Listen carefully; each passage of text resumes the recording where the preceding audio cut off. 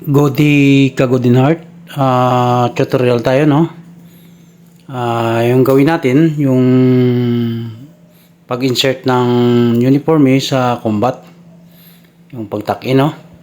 Kung napapansin nyo po, yung uniform ko po, napakaluwag yan. Hindi ko po yan binago. Hindi natin kailangan baguhin para siya ay lumiit. At sisikip lang yan at mahirapan tayo kumilos. Pero kung original siya, yan naman talaga. At kahit gaano kaluwag, kayang-kaya po natin yan i-insert na swak po sa katawan ng tao. Yan, kung napapansin po natin, yan ay napakaluwag ng aking uniforme. Kasi po pumayat na po ako. Pero makikita nyo po bandang huli, yan po, bagalan po natin, no? Yan. Magsisimula po tayo sa taas kung paano itupi po yan.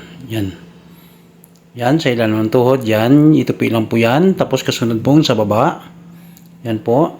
Yan. Yan, kung napapansin po natin. Pwede po natin yan hindi gamitan ng goma. Yun, ipasok sa medyas. Pero gagamit po tayo ng goma para mas mainam. Yan po. Yan. Napapansin po natin, hapit na hapit po siya. Pagkatapos, dahil kahit ano siya kaluwag. Yan, maluwag po yan, ha. Yun. Yan po. Pinapakita ko po talaga yan. At sinusum para magaya ng mga baguhan o mga private sector. Yan po. Yung mga private sector kasi hindi talaga nila alam yan. Ang alam nila, pinapabago nila, pinapatahi nila, na palitan sa ilalim. Pero nahirapan po yan sila kumilos. Yan po, kahit napit-napit po yan, ang ganda kumilos. Dahil po, ay sa tamang sukat po siya. Original po yan na sukat. Yan pa. Susutin muna po natin yung combat, no? Yan, ipakita ko rin sa inyo kung paano magsuot ng combat na proper din. Ito po ay para sa lahat na hindi pa po nakakaalam. Ito ay isang kaalaman. No? Isumta natin mamaya yan kung paano magsuot ng tama o proper. Yan po, nakikita po natin. No? Pinapasok na. Yun. Ibuhol lang po natin yan, no? Yan, ibuhol. Yan.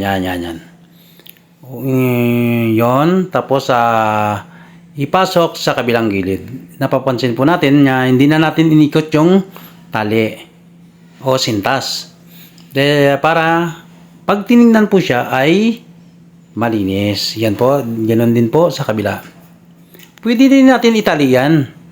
Kaso lang, ang iniiwasan natin sa pagtali, kung may mga kahoy na pako na makawit ng pako ang sintas. Kadahilanan niya ikaw ay matumba.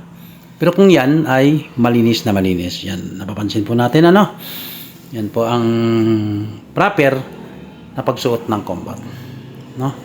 Napapansin po natin, pati yung pantalon niya kanina nakita nyo, ay napakaluwag. Pero ngayon, hapit na hapit po siya. Yan. Hindi po natin kailangan niya ipatahi po yan. Para ay maging hapit lang.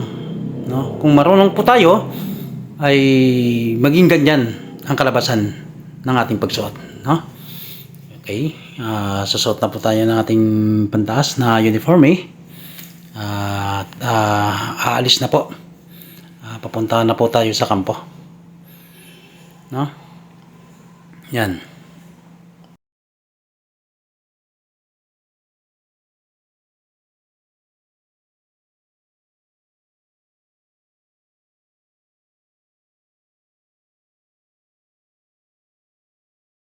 At hanggang dyan lang po at maraming salamat.